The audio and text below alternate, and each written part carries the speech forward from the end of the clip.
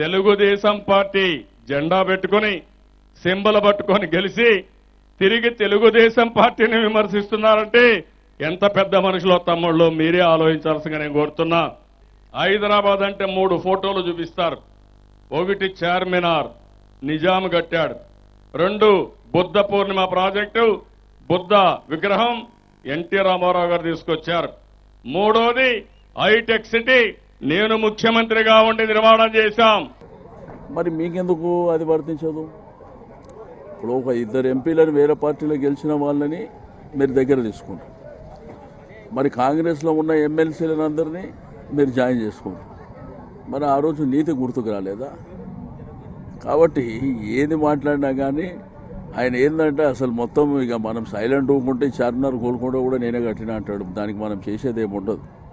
ఆయన అంటే నేను చెప్పేటప్పుడు కూడా ఏం చెప్తాడంటే నిజాం చార్మినార్ కట్టడానికి 200 సంవత్సరాలు అయిందంట, బ్రిటిష్ వాళ్ళు సికింద్రాబాద్ కట్టడానికి 2 సంవత్సరాలు అయిందంట, ఈయన సైబరాబాద్ కట్టడానికి అంట 9 సంవత్సరాలు అయిందంట.